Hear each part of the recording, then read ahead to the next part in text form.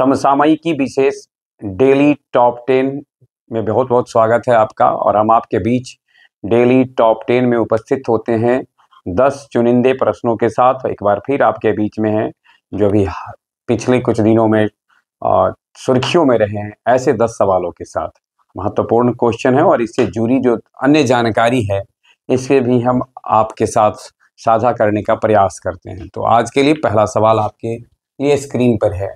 भारतीय नौसेना ने अभी हाल ही में पनडुब्बी रोधी युद्धपोत आंद्रोथ को अपने में शामिल किया है। तो पहले तो ध्यान में रखना है कि पनडुब्बी रोधी युद्धपोत आंद्रोथ को भारतीय नौसेना में शामिल किया गया है। यानी अगर ये पूछा जाए कि आंद्रोथ क्या है, सवाल ऐसे भी पूछे जाते हैं, आंद्रोथ क्या है, तो आंद्रोथ एक पनडुब्बी रोधी युद्धपोत है। अब आपको बताना है कि इनमें से किस स्थान पर इसे शामिल किया गया है भारतीय नौसेना में। स्क्रीन पर जो विकल्प हैं मुंबई है, कोच्चि है, कोलकाता है, मद्रास है। तो इसमें से कोलकाता में इसको शामिल किया गया है। थोड़ा सा इससे जुड़ी जानकारी को हम देखते हैं। 8 पनडुब्बी रोधी युद्धक उथले जलयानों में से दूसरा है आंद्रोथ, जिसको कि 13 सितंबर 2025 को GRAC द्वारा नौसेना को सौंपा गया है। कहां सौंपा गया? कोलकाता में। कोलकाता में सौंपा गया है। 77 मीटर लंबे स्वदेशी जहाज में, यानी अगर इसकी लंबाई पूछी जाए तो 77 मीटर है। और इस जहाज में पनडुब्बी का प्रभावी पता लगाने और उससे निपटने के लिए टॉरपीडो, ASW रॉकेट और उन्नत सोनार, साउंड नेविगेशन एंड रैंकिंग लगे होते हैं। तो इस प्रकार से ध्यान में रखना है कि युद्धपोत आंद्रोथ को कोलकाता की में भारतीय नौसेना में शामिल किया गया है और तारीख से 13 सितंबर। दूसरा सवाल आपके लिए है, हाल ही में आंध्र रणजी टीम के कोच कौन बने हैं? आंध्र प्रदेश ने अपने रणजी टीम का नया कोच बनाया है। आपको बताना है कि इनमें से कौन है। पूर्व भारतीय क्रिकेटर रवि शास्त्री, न्यूजीलैंड के पूर्व cricketer Gary stead, Gary Kirsten और गौतम गंभीर। तो इनमें से आपको बताना है कि कर्स्टन जो साउथ अफ्रीका से हैं, गौतम गंभीर पूर्व भारतीय कप्तान भी रह चुके हैं, और रवि शास्त्री आपको बताना है इनमें से कौन है। तो सही आंसर है गैरी स्टीड। गैरी स्टीड इससे पूर्व न्यूजीलैंड के भी कोच रहे हैं और आंध्र क्रिकेट एसोसिएशन ने 2025-26 के लिए जो रणजी ट्रॉफी सीजन होगा इसके लिए अपना कोच उनको नियुक्त किया है।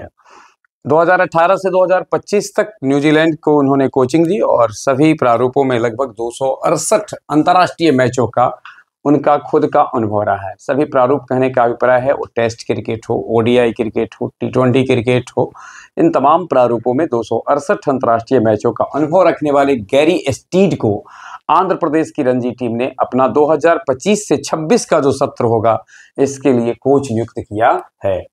तीसरा सवाल हमारे लिए स्क्रीन पर है।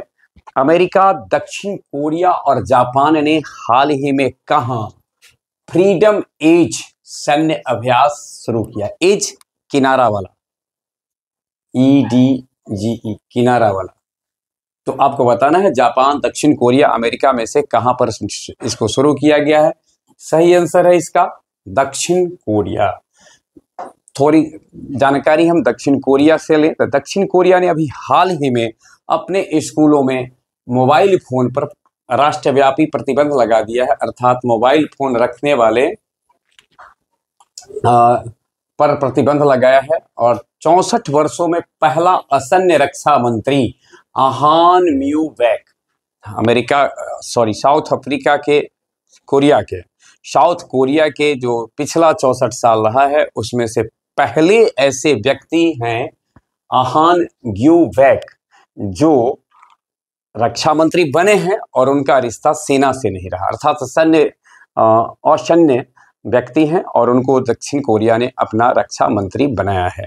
दक्षिण कोरिया की राजधानी सोल है और दक्षिण कोरिया सरकार ने भारतीय अभिनेत्री अनुष्का सेन को हाल ही में सम्मानित किया है। अंतरिक्ष अनुसंधान के बारे में वैश्विक सम्मेलन दक्षिण कोरिया में शुरू हुआ।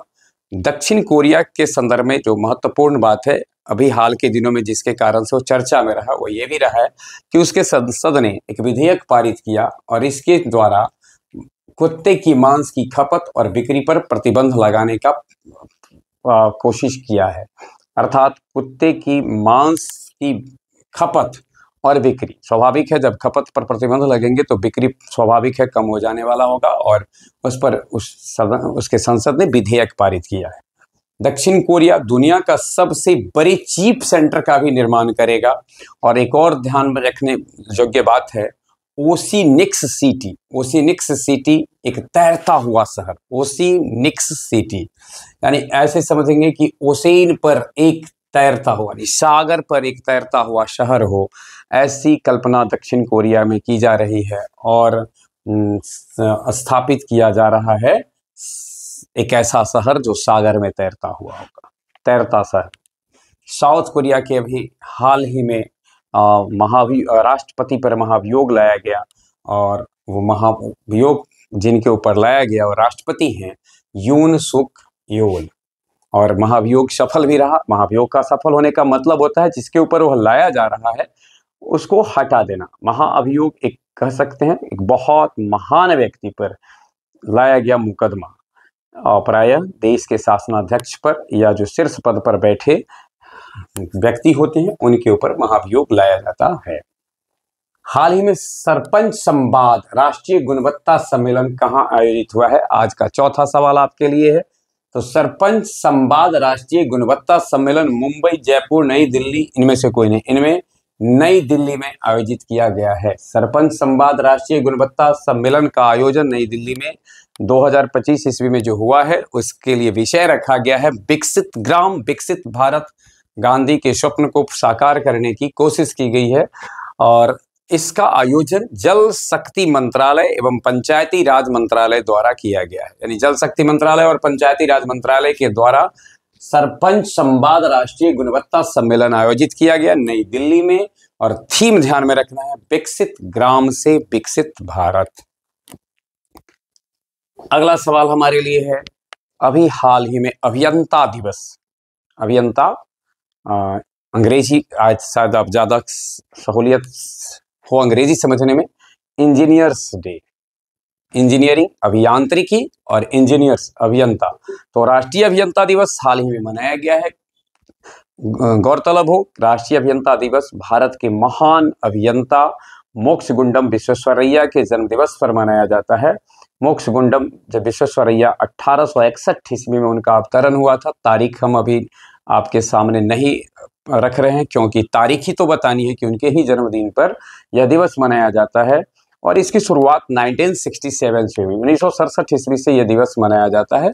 मोक्षगुंडम विश्वेश्वरैया के सम्मान में मनाया जाता है। सितंबर महीने में वह मनाया गया। आपको बताना है इन तारीखों में किस तिथि को यह मनाया गया है, 14 सितंबर, 13 सितंबर, 12 सितंबर और 15 सितंबर।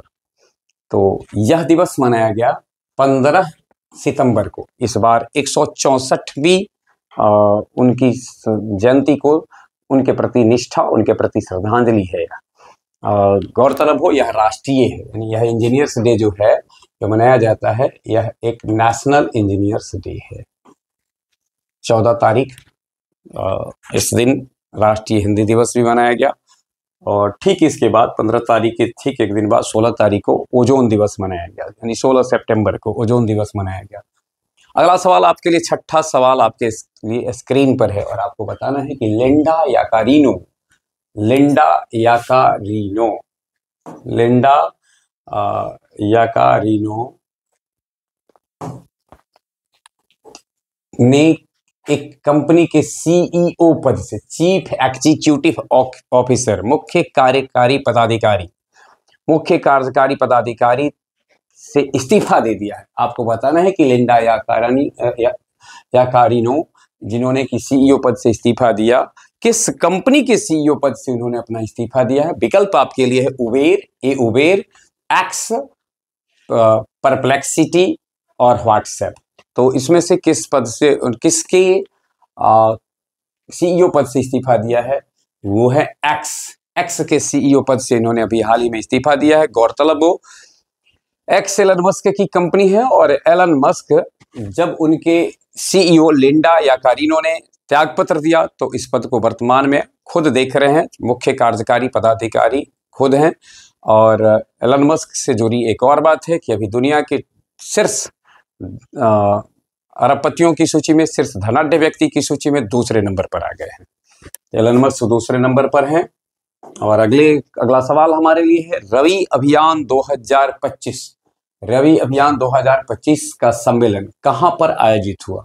रवि फसल मुख्य रूप से अक्टूबर नवंबर में इसकी बुआई होती है और मार्च से अप्रैल महीने में इसकी कटाई की जाती है। और बुआई और कटाई के आधार पर ही भारत में जिन फसलों का वर्गीकरण किया गया है, तो उनमें जो अक्टूबर में बोई जाती है, अक्टूबर नवंबर में, और मार्च अप्रैल में काटी जाती है, उसको हम लोग रबी फसल कहते हैं।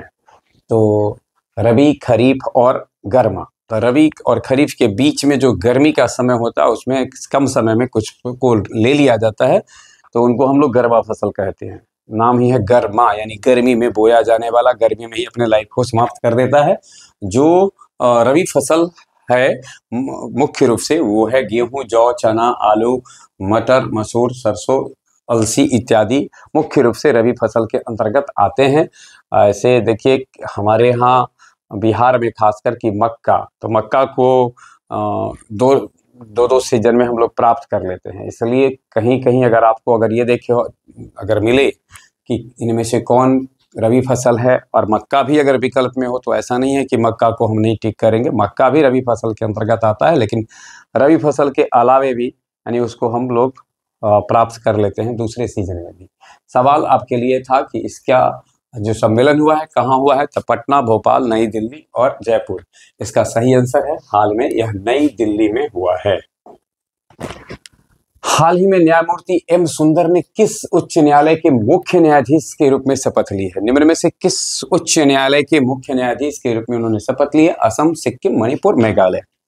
सोचें, असम, सिक्किम, मणिपुर, मेघालय में मैं थोड़ा सा आपको सहयोग करूं। जिस राज्य में उन्होंने शपथ ग्रहण लिया है न्यायमूर्ति के रूप में, उस राज्य के मुख्यमंत्री के पद को सुशोभित कर रहे हैं एन बीरेन सिंह। अब एन बीरेन सिंह किस राज्य के मुख्यमंत्री हैं? और सबसे खास बात है 2.5 वर्षों में हाल ही में प्रधानमंत्री नरेंद्र मोदी ने वहां यात्रा किया और 2.5 वर्षों से वह राज्य काफी चर्चा में भी रहा है। हम जिस राज्य की चर्चा कर रहे हैं वह राज्य है मणिपुर। तो मणिपुर की जो राजधानी है यानी जो कैपिटल सिटी है इम्फाल, उसके दरबार में, इम्फाल के दरबार हॉल में एक सभा आयोजित की गई, जहां राज्यपाल अजय कुमार भल्ला ने उनको शपथ दिलाई है। यह भी ध्यान में रखना है कि अगर हमसे ये सवाल पूछा जाए कि न्यायमूर्ति को शपथ कौन दिलाता है, तो उत्तर होगा राज्यपाल। हाई कोर्ट के चीफ जस्टिस की बात हो रही है, सुप्रीम कोर्ट की चीफ जस्टिस हो, यानी लिखा जा रहा हो कि सर्वोच्च न्यायालय के मुख्य न्यायाधीश को शपथ कौन दिलाता है, तब हमको राज्यपाल टिक नहीं कर देना है। लेकिन अगर उच्च न्यायालय के, हाई कोर्ट के चीफ जस्टिस को शपथ कौन दिलाता है, तब इसका उत्तर हम देंगे कि राज्यपाल इस मुख्य न्यायमूर्ति को शपथ दिलाते हैं। अगला सवाल हमारे लिए है 9वां, जैस्मिन लैम्बेरिया अभी हाल में बहुत चर्चा में रही है, बहुत करंट न्यूज है। विश्व मुक्केबाजी चैंपियनशिप जो इंग्लैंड के लिवरपूल में संपन्न हुआ, वहां उन्होंने यस खिताब जीता है। और अब आपको बताना है कि अभी जो लिवरपूल में संपन्न हुआ है वहां कौन सा पदक उन्होंने प्राप्त किया है, तो ये थोड़ा ध्यान में रखना है। और रजत, स्वर्ण, कांस्य, इसमें से स्वर्ण पदक उन्होंने प्राप्त किया है। 57 केजी महिला वर्ग का स्वर्ण पदक मिला है किसको? लैम्बेरिया को, जैस्मिन लैम्बेरिया को। यह मुक्केबाजी स्पर्धा इसलिए भी खास भारत के लिए है क्योंकि इसी मुक्केबाजी चैंपियनशिप में 48 केजी के वर्ग में भी भारत की मीनाक्षी हुड्डा ने गोल्ड प्राप्त किया। तो इस प्रकार से मीनाक्षी हुड्डा ने 48 केजी में और जैस्मिन लैम्बेरिया ने 57 केजी में गोल्ड मेडल प्राप्त किया। जहां तक जैस्मिन लैम्बेरिया का संबंध है, तो उन्होंने पोलैंड के जूलिया सेरेमेटा को कड़े मुकाबले में 4-1 से स्प्लिट डिसीजन में हराकर यह खिताब अपने नाम किया है। नुपुर सोरेन, नुपुर सोरेन 80 किलोग्राम वर्ग में रजत पाई है, 80 किलोग्राम वर्ग में। और पूजा रानी उसी स्पर्धा में कांस्य लाई है, 80 किलोग्राम में कांस्य लाई। अगला सवाल हमारे लिए स्क्रीन पर है। हाल ही में कहां लाल रेत के टीले यूनेस्को के संभावित सूची में शामिल हुए हैं? यूनेस्को के संदर्भ में थोड़ी सी जानकारी हम प्राप्त करते हैं। United Nation Educational, Scientific and Cultural Organisation, संयुक्त राष्ट्र का यह शैक्षणिक, वैज्ञानिक और सांस्कृतिक संगठन है जिसकी स्थापना से पूर्व इसके संविधान को 16 नवंबर 1945 को, ध्यान में रखना है, 16 नवंबर 1945 को इसके संविधान को स्वीकारा गया और 4 नवंबर 1946 को, 4 नवंबर 1946 को इसके संविधान को स्वीकारने के बाद इस संगठन को अस्तित्व में लाया गया। इसकी पहली बैठक 19 नवंबर 1946 को हुई थी। दुनिया के देशों में जो शैक्षणिक, वैज्ञानिक और सांस्कृतिक धरोहर हैं उसके लिए यह एक सूची तैयार करता है जिसको विश्व विरासत सूची, विश्व धरोहर सूची कहते हैं। और उसके अलावे भी बहुत तरह के कार्य वैज्ञानिक, सांस्कृतिक और जो शैक्षणिक है इसकी प्रगति के लिए यूनेस्को के द्वारा किया जाता है। वर्तमान में इसके प्रमुख निदेशक हैं ऑड्रे अजोले।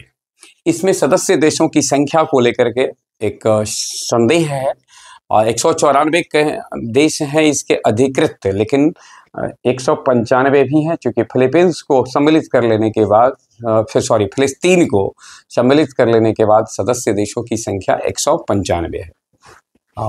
तो फिलहाल तो अभी यदि बात हमें क्वेश्चन के अनुसार ये बताना है कि लाल रेत के टीले जिसको कि यूनेस्को की संभावित सूची में शामिल किया गया है, इनमें से कहाँ के रहे?